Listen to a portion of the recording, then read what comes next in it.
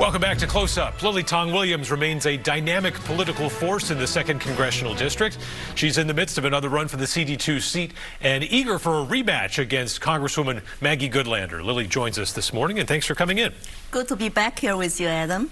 So you've created your own distinct and compelling brand, but if 2018 is any indicator from all those years ago, a lot of this midterm is going to be defined by how voters feel about the president and the direction of the country in November. In this race, how do you win over those voters who want to vote for a Republican but feel hesitant about sending someone who they see might be towing the line for the administration on Capitol Hill? Well, I have been always very independent-minded and nonpartisan. My American dream story, my unique background of survived communism, and really want the government to serve the people and for the people and embrace our live, free, die values. I think that can resonate with lots of people, especially independent voters. And I want them to check me out independently, regardless of the party. And I feel very encouraged, loved. And my top 1 donor states from New Hampshire. So I want to thank all my supporters and donors. They really want to see me and to represent them. So I feel very encouraged. I just don't pay too much attention on the national politics, and it might have some effect, but I encourage people to actually look at me and look at the representative Maggie Goodlander independently, especially now she has voting records, and for us to talk about how I would vote differently. Yeah, and as you illustrate sort of differences with Goodlander, but also where you might separate from President Trump, take us through that. For instance, are you fully supportive right now of how the president is handling the military conflict in Iran? Well, I know that as somebody who survived communism, I hate oppressive regimes. For 47 years, Iran has been just so terrible to their people, threat to the Middle East and United States. But I want to see the human flourishing in Iran, especially women who are oppressed, to be free. But with that said, my foreign policy is always a peace through strength, and the war is last resort.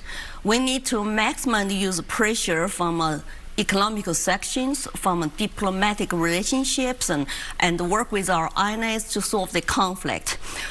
Right now, because I don't know, I'm an outsider, I don't know what intelligence information the president is getting and how they decide to take certain actions.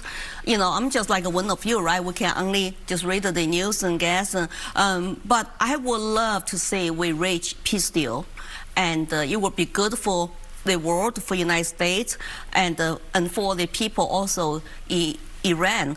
Regardless what, we need to protect innocent people from all sides and not to hurt. You know, innocent people just want to have a peace, live their lives, and we have so much in common with people, you know, who are being harassed by that, you know, regime. Yeah, you mentioned that we don't have the information. Isn't that in and of itself a problem, that the administration hasn't communicated well enough that we know exactly why he did this? I mean, obviously there's the highly enriched uranium, there's the oppressive government, but shouldn't they be telling the American people more about why this is happening?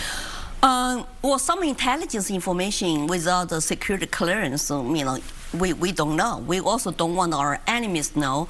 But I wish they would come out to present a better plan and a better case.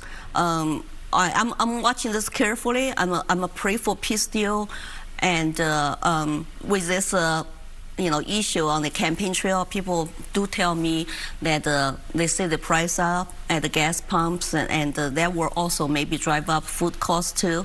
So this is a big issue, and I want this to end peacefully as quickly as possible, so we could focus on more on domestic agenda to really let the regular people who voted for Republican last time to see the benefits of their policies. Yeah, and in general over the last few years now, Iran is the A1 headline right now in terms of international relations in the United States, but we've been talking about the war in Ukraine for a few years as well too. A lot of Republicans have been skeptical about U.S. involvement there and support for Ukraine and Zelensky, but now that we see Russia reportedly helping Iran identify American targets and strike American troops, Do you think that the United States should ally more closely with Ukraine, even if it's just to gain a better understanding of some of the drone technology that they're using? Well, we always want to work with our allies all over the world. And, I know that Russia and China, they are actually backing Iran and supplying even weapons and intelligence.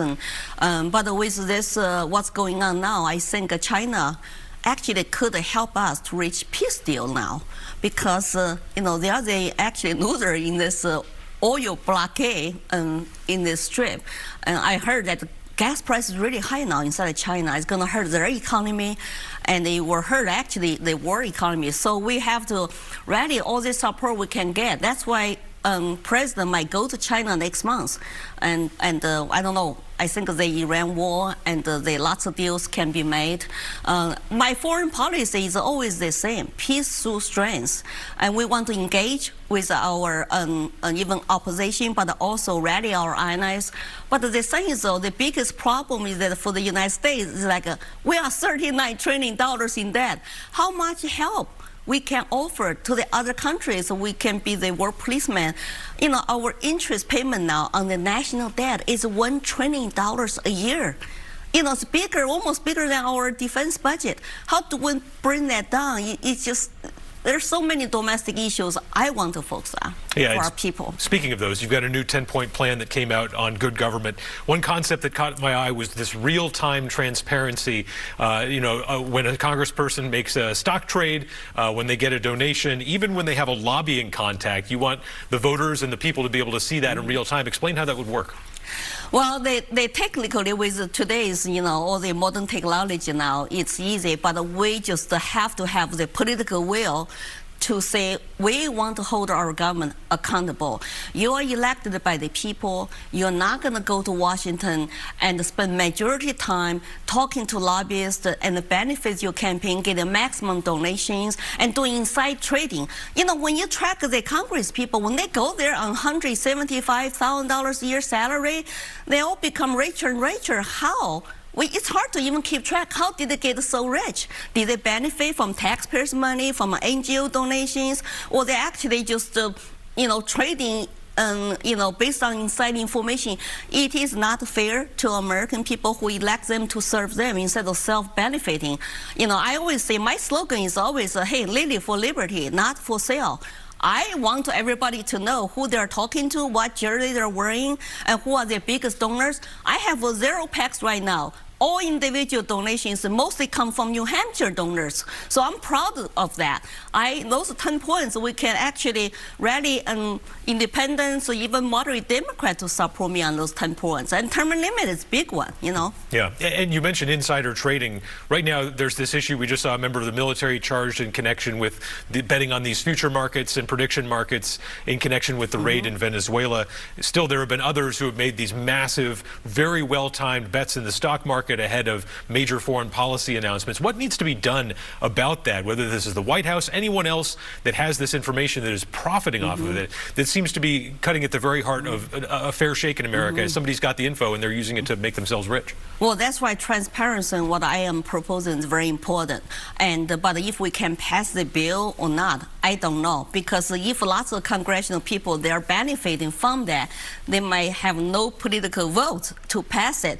But I will continue to advocate for it. It's not just Congress people. How about their staff? So when we talk about term limits on Congress, how about term limits potentially on the legislative staff? They are becoming part of a big giant machine we call deep state, deep bureaucracy, and they stay there for a long time. I also want to ban the people who become lobbyists right after they leave congressional office and make $1 million a year on the board or something. I think that's the problem with our country. That's why congressional approval is so low. But everybody continue to vote for their, incumbent in Congress because all the big PAC money and dark money coming in behind them. So I'm still the underdog in terms of fundraising, but I'm hoping granny staters will actually check me out to look at the money. Always follow the money to see who do you trust will represent the people, but not the special interest. And taking on Maggie Goodlander, you were tough on her in 2024. That debate went viral for a reason. Do you see yourself being even tougher on her this time around, given how much attention that got? Well, that debate was mainly call her out to be deceiving people as a fake renter in Nashua. Even though she's worth lots of money, she calls herself a renter. Oh, Congress needs more renters. No, you are worth $20–30 million. And just, I respect people with money. Even the family money passed down to her, that's no problem. You know, people said, oh, I'm rich too. I'm rich, but I made everything myself. So I would like to call her out on her voting record, on her policies. We need a substance. We need a debate on policies.